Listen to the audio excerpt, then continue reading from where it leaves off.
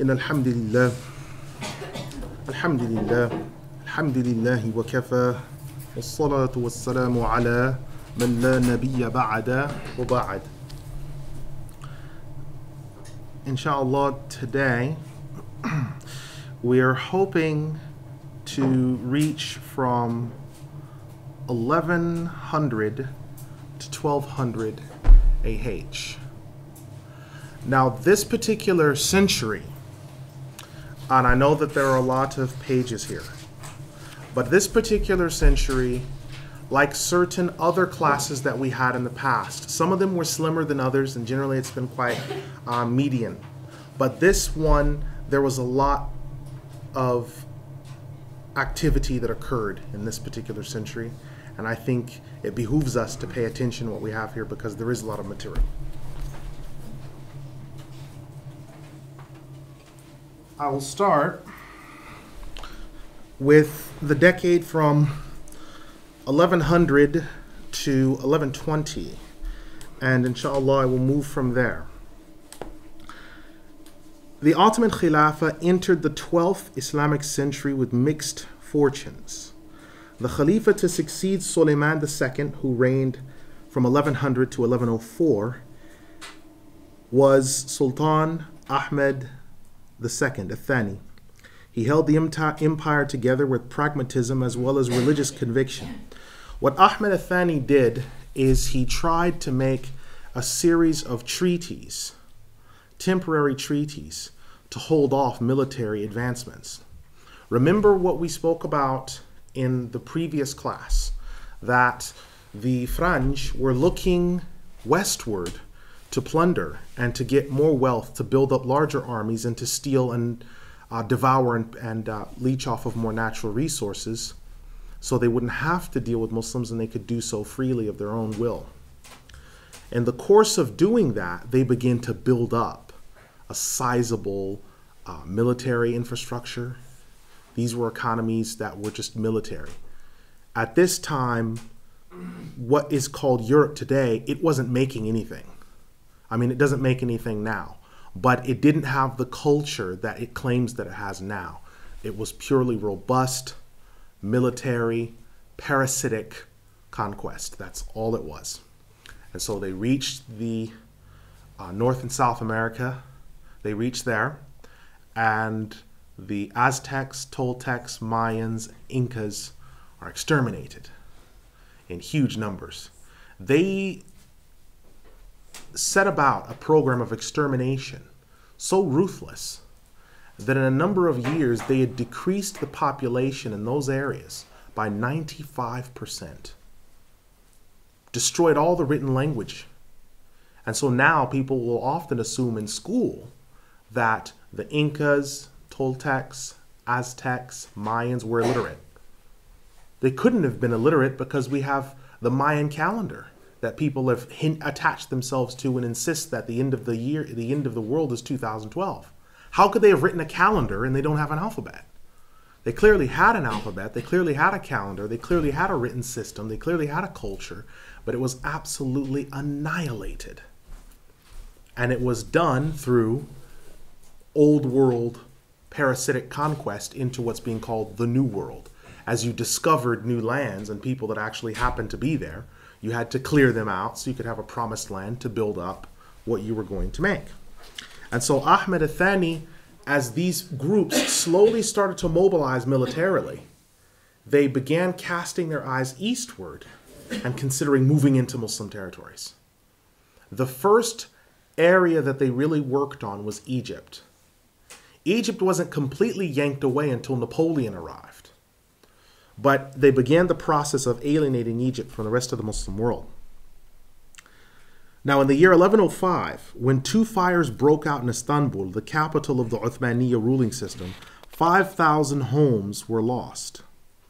In the same year, another disaster occurred, this one being military in nature, when the German army seized Islamic-controlled Belgrade in today's Yugoslavia. Remember, there was no Yugoslavia in 1105 AH. Didn't exist. Yugoslavia is a fake, synthetic race and country that was created by Marshal Tito to enforce some type of socialist revolution. So there was no Yugoslavia. You had Muslims in Bosnia, what they call Bosniaks, Croatians, Croats, and Serbs. That's what you had.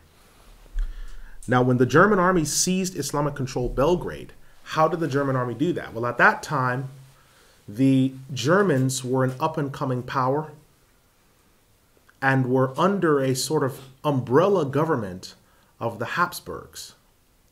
The Hapsburgs were a ruling family that had the seat of its power at one point in Spain. If you remember our discussion on Martin Luther, when Martin Luther was called to the Diet of Worms to discuss his theology and why he believed the Pope was going to hell and that he was the forerunner of the true Antichrist, one of those in audience was firstly Frederick the Wise, one of the seven princes that used to elect the Holy Roman Emperor, and then also the Holy Roman Emperor himself, Charles V. And at that time, he came there. It was at Wittenberg. The Diet at Worms was in Worms, but Martin Luther was from Wittenberg. When he came there, the Holy Roman Emperor was in state. So the Habsburg Empire in Europe was this new power, this very strong family with an impeccable military.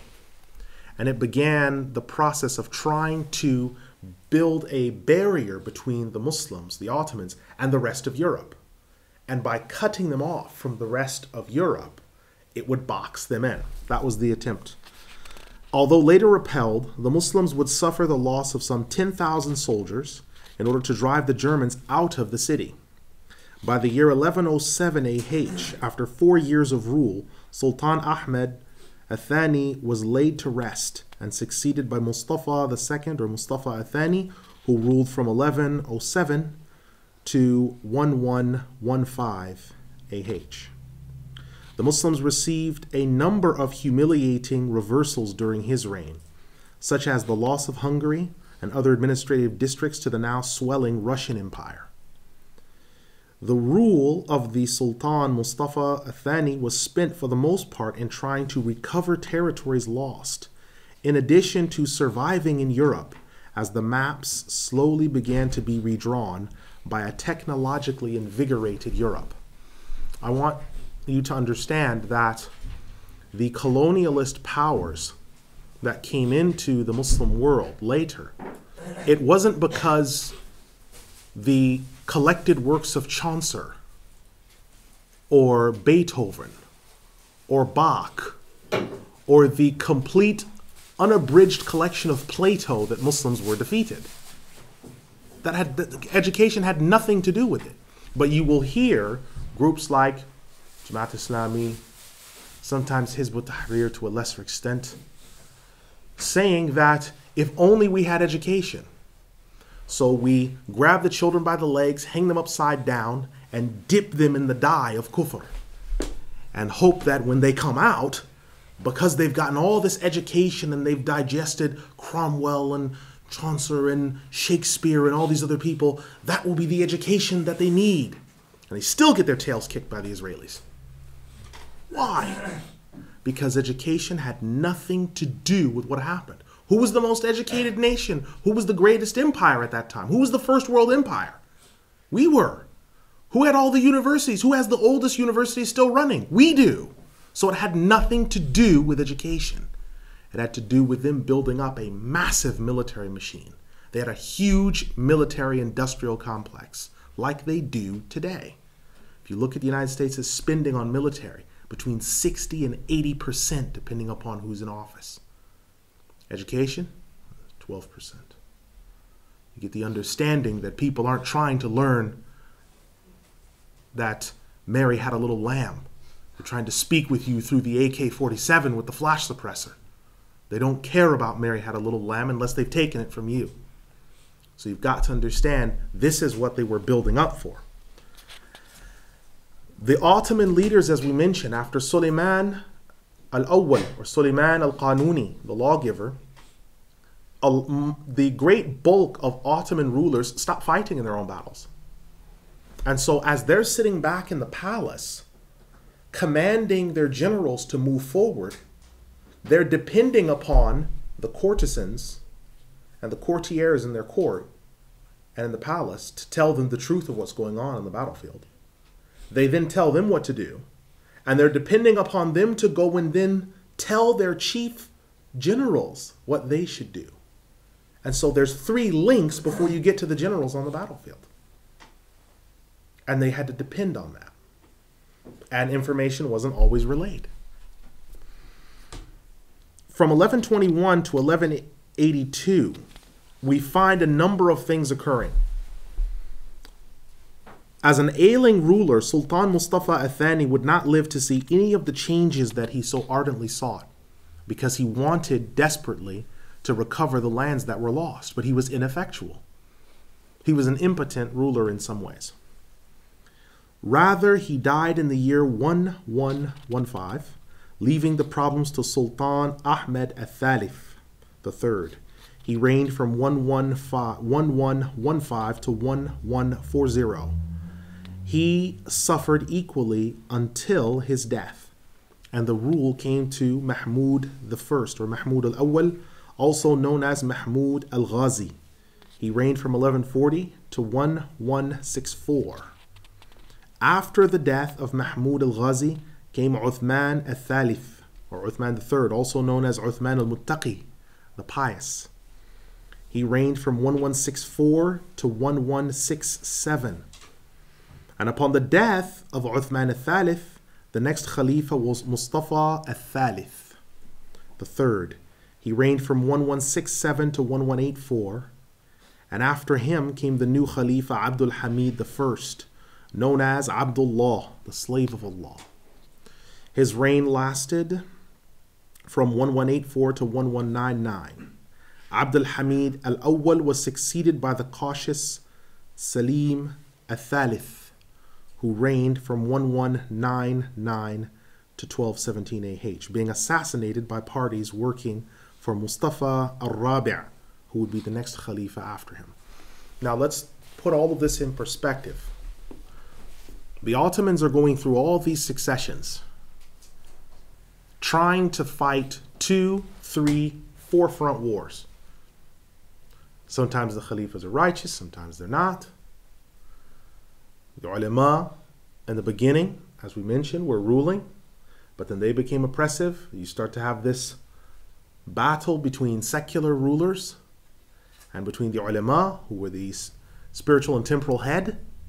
And so we're back to the ulama going to jail, back to the ulama being arrested, back to all of these problems.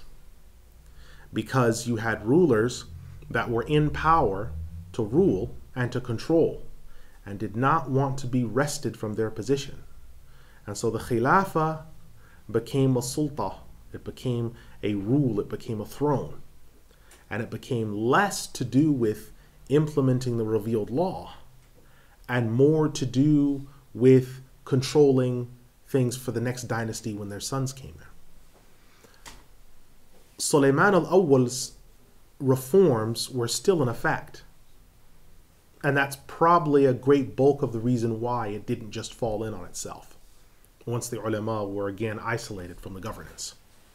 It's most likely the most likely reason, if someone was to look at things from a human standpoint analyzing history, that's probably why it didn't just sort of implode.